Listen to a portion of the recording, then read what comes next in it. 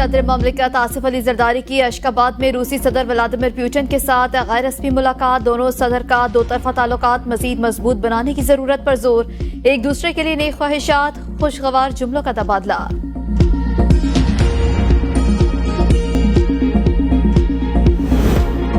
मुजवजा 26वीं आईनी तरामीम। पार्लियामेंट की खुसूसी कमेटी का इजलास बेनतीजा खत्म। डेडलॉक बरकरार। इजलास कल दोबारा होगा। सैयद खुर्शीद शाह की जेर सदारत। इजलास में chairman Peoples Party Bilawal Bhutto, Maulana Fazlur Rahman, barrister Gohar, विफाकी वज़रा की शिरकत। इजलास में मुजवजा आईनी तरमीम पर इत्तफाक राय पैदा करने की कोशिश। मौलाना फजलुर रहमान की पार्टी ने मौक़िफ़ दोहराया कि वो पीपल्स पार्टी के साथ बात करके मुतफ़िका डॉक्यूमेंट बनाना चाहते हैं। मौलाना फजलुर रहमान ने कहा, अगर अपोजिशन की तरामीम इन्होंने कबूल कर ली तो शायद किसी हल तक हम पहुंच जाएं।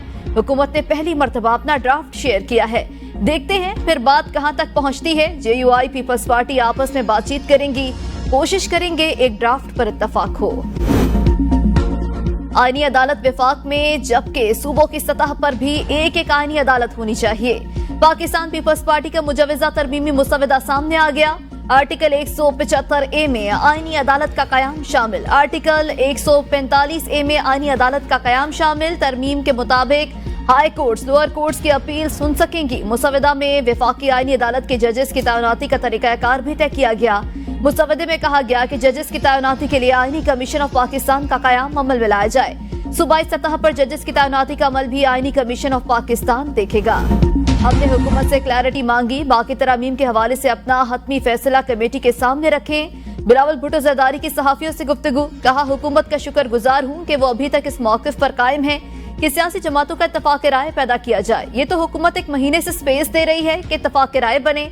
अगर हुकूमत वाकई 2/3 अक्सरियत रखती है और इसके बावजूद इत्तफाक राय पैदा करना चाहती है तो ये खुशाइंद है। ओपोजिशन की तरफ से हमें एक पॉइंट भी नहीं मिला।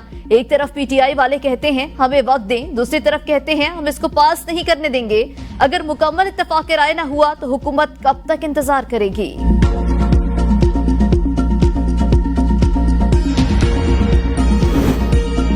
जुडिशल कमीशन कैसे होना चाहिए, जजेस के एहतसाब का निजाम कैसा हो, जो जजेस काम नहीं करते उनके खिलाफ कोई कानून होना चाहिए।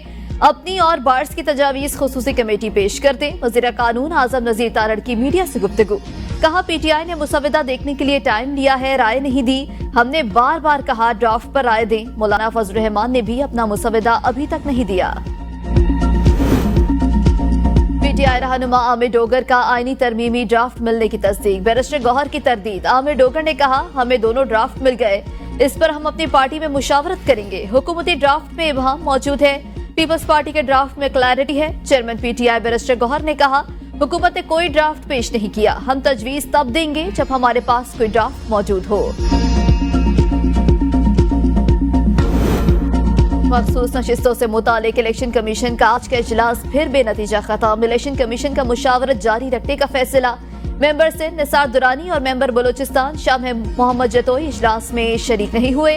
दो मेंबरान की अदम शिरकत के बायस कमीशन कोई फैसला न कर सका। इजलास में कौमी और सूबाई असम्बलियों के स्पीकर्स के खतूत का जायजा लिया गया। मखसूस नशिस्तों के नोटिफिकेशन जारी करने से मुतालिक मुशावरत की गई।